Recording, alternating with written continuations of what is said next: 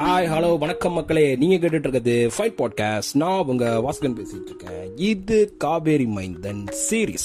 So last எபிசோட்ல என்ன episode பார்த்தோம் அப்படின்னா, நம்ம எதிர்பார்க்காத சமயத்தில் ஒரு விஷயம் ஒன்று கிளம்புச்சுல்ல, யாரு பூங்குழலி அம்மையாருடைய வீர ஆவேச பேச்சு. ஸோ அதோடைய தொடர்ச்சி தான் இது. ஸோ யாரும் எதிர்பார்க்காத சமயத்தில் பூங்குழலி அம்மையார் பேசினாங்கல்ல. ஸோ இந்த எபிசோட் எதை பற்றி இருக்க போகுது அப்படின்னா, ஒரு மானிடருக்கு ஒரு கோவில்.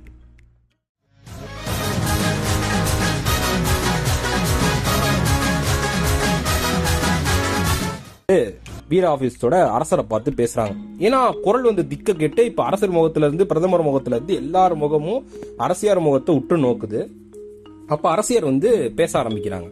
நான் பேசலாமா அப்படின்னு சொல்லி கேட்கிறாங்க. உடனே அரசர், அதான் பேசிவிட்டாயே, பேச வந்ததை முழுமையாக முடித்து விடு அப்படின்னு சொல்லிட்டு அவர் ஆசனத்தில் புன்னகையோட அப்படியே உட்கார்ந்துடுறாரு. ஏன்னா அவருக்கு தெரிஞ்சு போச்சு இது உடனே முடியிற காரியம் இல்லை அப்படின்னோடனே இவர் அவங்க பார்த்துட்டு பேச ஆரம்பிக்கிறாங்க. என்ன சோழ நாடு எல்லாத்தையுமே மறந்துடுச்சா?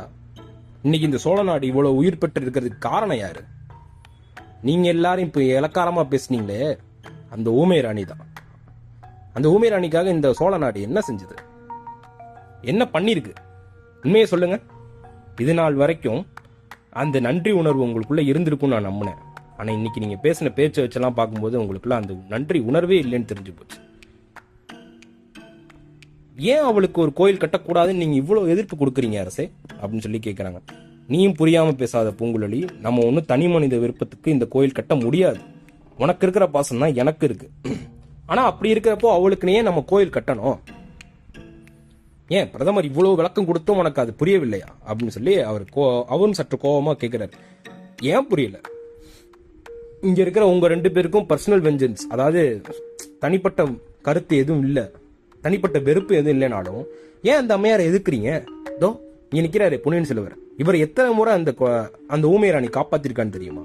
ஏன் உங்களுக்கும் எனக்கும் ரத்த சம்பந்தம் இல்ல? ஏன் அந்த அம்மா தான் இந்த சுந்தர சோழரா இருந்த நம்மளுடைய முன்னாள் மாமன்னரை காப்பாத்தல? இந்த சோழ சாம்ராஜ்யத்துக்காக தன்னோட வாழ்க்கையை நீத்தவளுக்காக நீங்க ஒரு கோயில் கட்டுறதுக்கு இவ்வளவு யோசிக்கிறீங்க.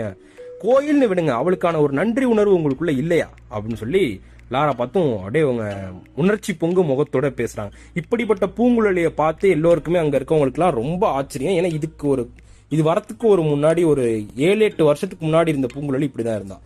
இவ்வளவு நாள் கழிச்சு பூங்குழலிக்குள்ள இப்படி ஒரு உணர்வு. ஏன்னா அவங்க அத்தை மேல, அதாவது மந்தாகினி மேல அவளுக்கு இருந்த ரத்த சம்பந்தத்தை தாண்டி ஒரு அபரிவிதமான தெய்வ பக்தி அவ மேல இருந்தது. மேலும் தொடர்றா பூங்குழலி. ஏன் மானுடருக்கு தான் கோயில் கட்டக்கூடாதுன்னு சொன்னீங்க? அந்த அம்மா மானுடனா? அந்த அம்மா ஒரு தெய்வ சக்தி, அது உங்களுக்கு தெரியாது? அந்த அம்மா காது கேட்காது, வாய் பேச முடியாது. இருப்பினும் எதிர்காலத்துல வரக்கூடிய ஆபத்தை முன்கூட்டியே கணிச்சு சுந்தர சோழரை காப்பாத்த வரல? அன்னைக்கு சுரங்கப்பாதையில நானும் என்னுடைய மந்தாகினி அத்தையாரும் இருக்கும் பொழுது அங்க ஒரு வீரன் ஒளிஞ்சிருந்து யாரோ கொல்ல முயற்சிக்கிறான்னு சொல்லி அவனை நான் பாத்துக்கிறேன், நீ போய் பொன்னியின் செல்வரை காப்பாத்துன்னு சொல்லும் போது அந்த அம்மா ஒரு தெய்வ சக்தி இல்லையா? எல்லாரும் அதையும் மறந்துட்டீங்க. தோ இங்க நிக்கிறாரு பொன்னியின் செல்வர். இவர் எத்தனை முறை இலங்கையில காப்பாத்திருக்குன்னு அவரை கேளுங்க. என்ன பொன்னியின் செல்வரே, உங்களை காப்பாத்தியது உங்களுக்கு ஞாபகம் இருக்கிறது இல்ல அப்படின்னாரு. உடனே அவரும் ஆமா தலையசிச்சிட்டார். உடனே இங்க இருக்க ஏன் இந்த பொன்னியின் செல்வர் எத்தனை முறை காப்பாத்திருக்குன்னு நான் சொன்னேன். சோழ நாட்டுல எத்தனை முறை காப்பாத்திருக்கு தெரியுமா? ஒரு முறை அவர் தவறி காவேரி ஆத்துல விழும்போது அங்க யதார்த்தமா ஏதோ ஒரு காவேரி எண்ணையே காப்பாத்தி கொடுத்தனால அவருக்கு பொன்னியின் செல்வர்னு பேர் வந்துச்சுன்னு சொல்லி இன்னைக்கும் அவரை நம்ம பொன்னியின் செல்வர்னு சொல்றோம். ஆனா காப்பாத்தினது யார் தெரியுமா? அந்த ஊமை ராணி தான். அதெல்லாம் உங்களுக்கு தெரியாது?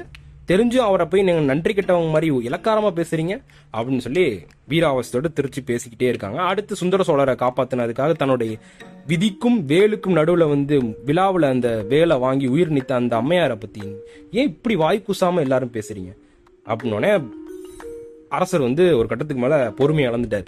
என்ன பேசிக்கிட்டு இருக்க? நாங்க எங்க இலக்காரமா பேசணும்? நாங்க ஒன்னும் நன்றி கெட்டத்தனமா நடந்துக்கல. சோழர்களே நீ மொத்தமா இழிச்சு பேசுறியா? பிரதமர் சொல்றது உனக்கு புரியலையா? அவங்க எதிரியோட வம்சத்துல அவங்க பிரதமர் அப்படின்னு சொல்லி திரும்பி பிரதமரை பார்த்து, ஐயா நீங்க சொல்றதெல்லாம் நல்லா இருக்கியா, இந்த எதிரி நாட்டு வேஷமெல்லாம் அந்த அம்மாக்கு மேல போட்டு திணிக்காதீங்க. ஏன் எதிரி நாடுன்றீங்களே? இந்த உட்காந்துருக்காரு சக்கரவர்த்தி, அவருடைய பெரிய அன்னை தான் இந்த அம்மா மந்தாகினி. அப்ப இவரும் எதிரி நாட்டு வம்சம் தானே, விட்டுருவீங்களா? ஏன் எனக்கும் அந்த அம்மையாருக்கும் அத்தை பந்தம் இருக்கு, ரத்த சந்தம் இருக்கு. அப்ப நானும் பாண்டிய வம்சமா? அரசே, இவர்களை நம்பாதீர்கள். என்னைக்கா இருந்தாலும் நம்மளையும் வெளியே அமைச்சிருவாங்க. வேணாம், நம்மளுக்கு இந்த அரியணை வேணாம். அந்தமா கோயில் கட்டலன்னா எனக்கும் அந்த அரியணை வேணாம். நம்ம விலகி போலாம். எந்திரிங்க, நீங்களும் இந்த அரச பதவியை விட்டுட்டு வாங்க அப்படின்னு சொன்னா அங்க இருக்க எல்லாரும் மூஞ்சிலும் ஒரு பேய் ஆடலை. ஆக்சுவலா குந்தவைக்கும் அருள்மொழிவர்மருக்கும் பூங்குழலி பேசுறதுல நியாயமே இல்லைன்னு தோணுச்சு. ஏன்னா அங்க இருக்கிற எல்லாருக்குமே அந்த மந்தாகினி அம்மையார் மேல இருந்த பக்தி அளவு கடந்தது. அவங்க அந்த சோழ சாம்ராஜ்யத்துக்கும் சரி தன்னுடைய வாழ்க்கைக்கும் சரி எவ்வளவு உதவிகள் பண்ணியிருக்காங்க அப்படின்றத அங்க இருக்க எல்லாருமே நினைச்சு பாக்குறாங்க. அனுதினமும் அவங்கள போட்டுறாங்க. ஆனா பூங்குழலி அம்மையார் இப்படி பட்டும் படாம எடுத்தெறிஞ்சு பேசுறத நினைச்சோடனே அங்க இருக்க எல்லாருக்கும் ஒரு மாதிரி கஷ்டமாயிருது. உடனே ஆனா அவங்க எந்த எதிர்ப்பும் சொல்லல. குந்தவையாரும் அருள்மொழிவர், குறிப்பா அருள்மொழிவர் மாதிரி எந்த எதிர்ப்பும் சொல்லல. காரணம் என்னன்னா, தனக்காக அவங்க போரிடுறாங்க. போர் நம்மளுடையது, ஆனா சண்டை போறது பூங்குழலி அம்மையார். அப்போ அமைதி தான் காக்கணும், அமைதி காப்போம். மேற்கொண்டு பூங்குழலி அம்மையார் இந்த மாதிரி வீராவேசத்தோட பேசணும்னு இவரு இப்ப என்ன பண்ணலான்னு தெரியலையே, பிரதமரே நீங்க என்ன சொல்றீங்க அப்படின்னோடனே பிரதமர் தன்னுடைய தரப்பை அவர் முன்னெடுக்க வைக்கிறார். அம்மா, நீங்க சொல்றதெல்லாம் உண்மைதான். அந்த மாதரசி மாதிரி ஒரு சிறந்த பெண்மணி இந்த உலகத்துல இல்ல. இவ்வளோ எதிர்ப்புகள் இருக்கு.